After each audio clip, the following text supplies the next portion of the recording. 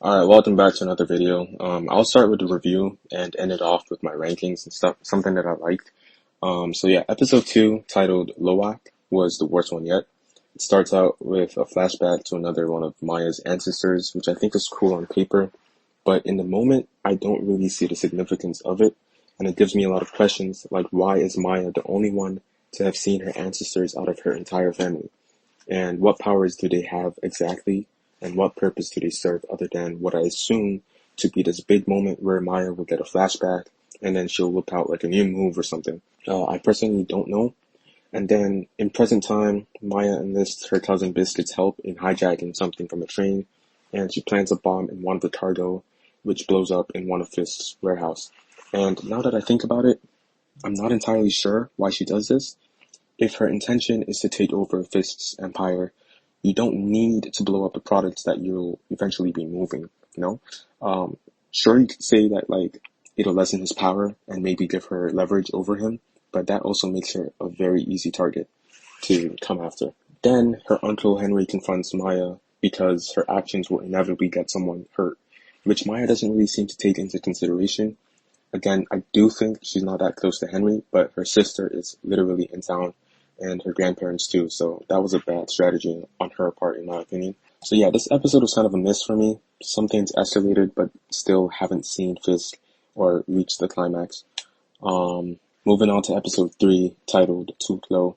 It starts out with another flashback to her ancestor named Tuklo in the late 1800s, and her father and her are practicing shooting guns.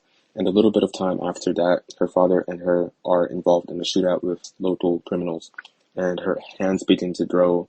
Her hands begin to glow, and she gets these visions of Shafa. Is that her name? I'm sorry. Maybe Shafa and the previous ancestor, or just one of them. And then she has suddenly expert shooting abilities and saves him. In present day, Maya has a vision of all three ancestors so far, and is later captured by the employee Vicky from episode 1, who works at the bowling alley. And it turns out that, the skating rink. And it turns out that she has a bounty on her head, and he wants to turn her in for some money. And honestly, the comedic aspect of this episode was how incompetent him and the two other associates with him were. And rightfully, and they were also like stereotypically, I don't know, like stereotypically just incompetent. It was a little bit of like bad writing in my opinion. But it was also rightfully just, like, it was rightfully written as well, because they suck. So yeah, that's just how laughable it was, this episode. So he ties up Maya and Henry, and later Bonnie shows up looking to talk to Maya about why she's been ghosting her, and she gets captured also. And they have a little bit of a reunion, but to tell you the truth, I simply could not care that much.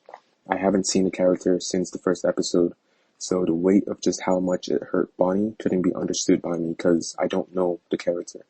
So I wish they could have showed more flashbacks or scenes between the two from a young age, so that it'll be a little bit more, I'll have a little bit more of a connection to the characters, because I don't care right now at this point. So the cartel guy shows up, and can I just say that guy is always a villain in every single movie. He loves the gang role. It's actually kind of weird.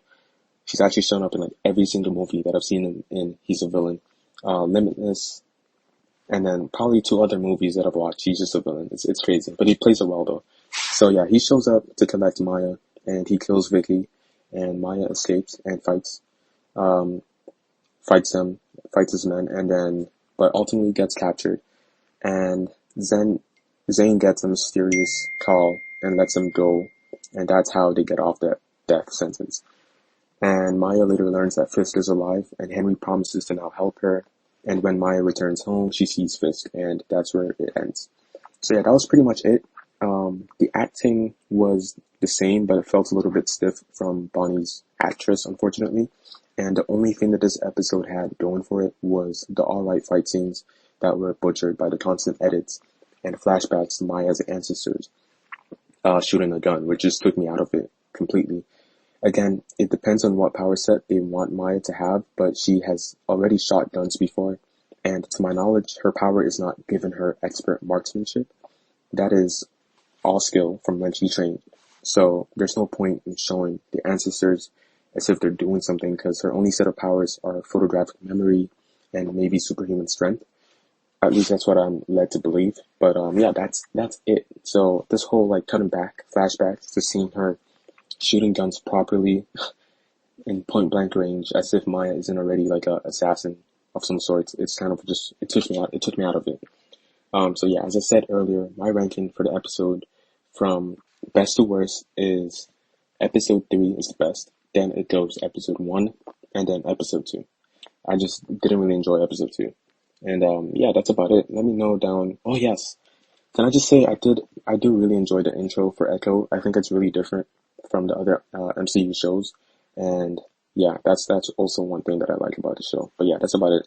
Let me know down in the comments what you thought about the show so far, and yeah, peace. God bless.